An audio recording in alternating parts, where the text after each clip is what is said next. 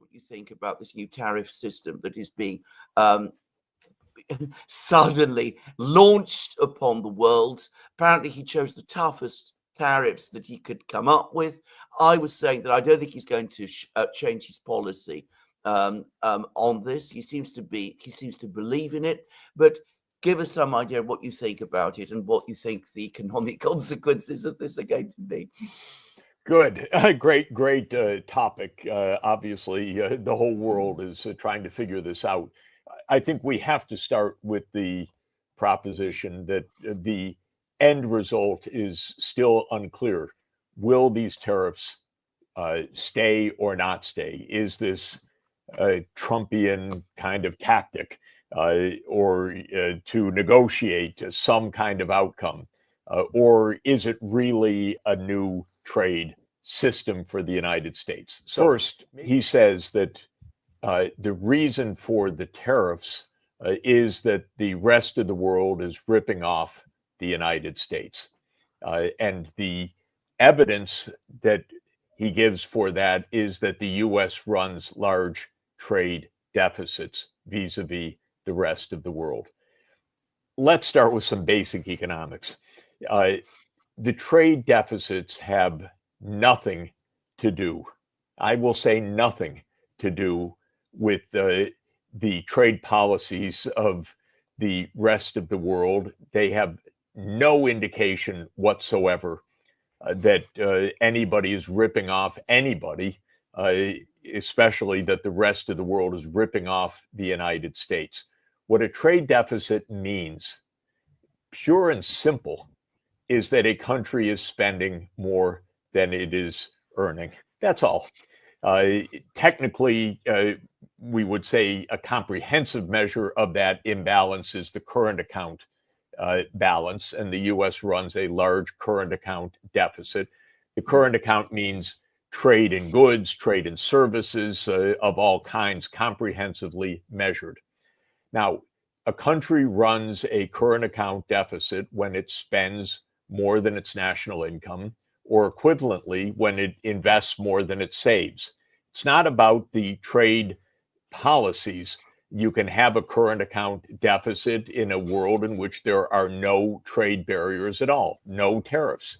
Just country A, the United States, spends more than it produces, and therefore buys more from the rest of the world than the rest of the world buys from that country.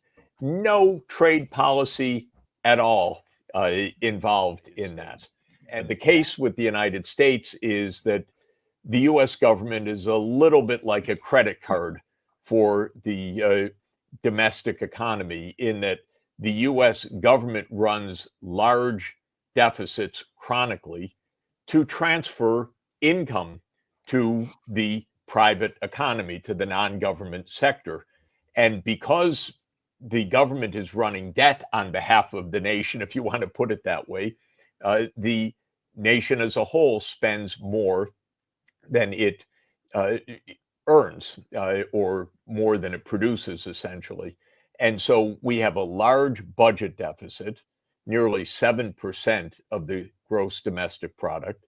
We spend it on wars, as we know. We spend it on incessant tax cuts that both parties like to give for their donor base especially, but also for their voters before election time.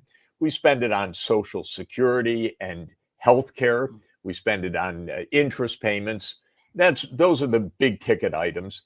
The US government does not like taxes. The donor base wants low corporate taxes, so they've almost disappeared from our economy. And with the corporate profits booming and very little taxation, the government has run chronic deficits for 20 years. And Trump then says, I will put on tariffs to end this ripoff, forcing trade to be balanced with every country. Now, this is also primitive, I'm sorry to say. If you want balance trade for whatever reason. In other words, if you want to export as much as you import, a kind of naive target, but if that is the target, you don't have to do that country by country. With some, you could run surpluses and others you would run deficits. But Trump says, no, no, no, we're going to have balance with every single country. Okay, bizarre. Now, then he says we're going to calculate tariffs to get that balance. Now, this is also another little digression is needed. Trump said that he would impose reciprocal tariffs. Everybody quickly figured out that this is not what happened a few days ago. The U.S. Trade Representative's office that issued the paper said, we don't know what the tariffs are on the other countries. We can't figure that out. And there are non-tariff barriers, and it's very complicated. So we'll apply a formula. The formula is very primitive, but it basically says if we have a trade imbalance, well, that must mean that the other countries are ripping us off in some hidden or overt way. And we will calculate the size of the tariff that we need to close that imbalance. That's essentially what they said. Now, the calculation of what would be needed to close the imbalance is not only primitive, it's just primitive and wrong. It has a simplistic idea that you raise the tariff to one particular country, and all that happens is that you lower the imports from that country without any spillovers to importing more from any other country or exporting less to any other country. So to use the jargon, the so-called general equilibrium effects, but I don't want to use jargon. I want to say all the things that will happen in the economy when you put on a tariff are ignored, except one simplistic idea that a tariff will be applied to another country, and therefore the imports from that country will diminish at a certain relation to the size of the tariff. And then a utterly naive calculation was made because they had to do something, I suppose, to satisfy the boss. And they came up with the list of numbers of what tariffs should apply to which country. Again, let me say these tariffs have zero relationship to anything that those countries are actually doing in their trade policy vis-a-vis the United States. They are a kind of primitive measure that indicates a trade imbalance with the country, not the trade policy of the other country. Sustained. Now, why is that? If tariffs go up, why wouldn't the trade deficit go down? Because exports are going to go down. This is the most simple point of the basic macroeconomics. And exports are going to be going down for two reasons. One, plainly obvious, and the second, a little bit more subtle. The plainly obvious one is that many countries, starting with China, but not limited to China, will retaliate. So they will impose barriers to U.S. exports. So the whole idea that the U.S. exports will remain unchanged is naive because it doesn't even consider the offsetting policies of other countries. But there's a more subtle and actually even more important economic point. And that is that as demand shifts from foreign goods to domestic goods, that demand prices U.S. goods out of the export markets. It drives up U.S. prices and makes U.S. goods uncompetitive. Now, there are other arguments that are given, of course. Another argument is this will raise the living standards of Americans, and notably of industrial workers. This, too, is fundamentally false because U.S. workers actually have living standards in part because they can buy goods from abroad that are relatively inexpensive. You raise the price of those goods, several $1,000s, for example, for automobiles, are you really raising living standards of American workers?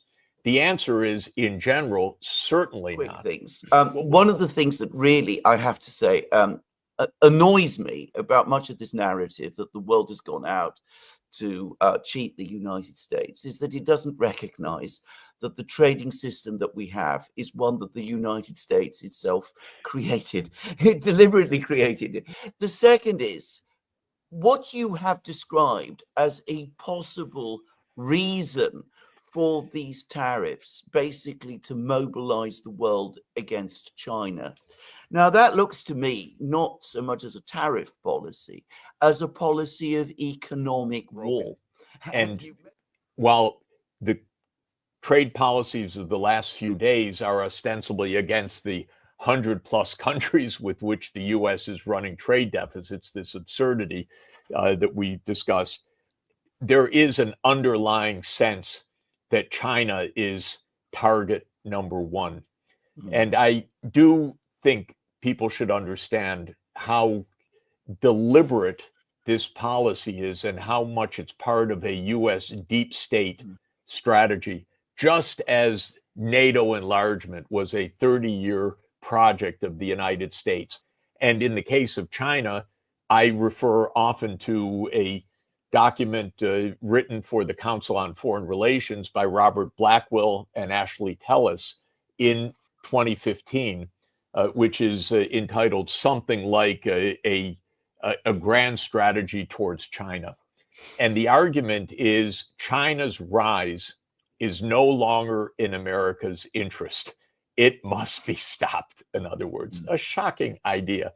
We must do damage to another side, not because they threaten us, but because they are too big and therefore they undermine U.S. hegemony. That's literally the argument in the paper, not a list of nefarious actions by China, but the mere fact, as Blackwell so directly points out in this paper, remarkably so, the grand strategy of the United States since its inception, in essence, is primacy.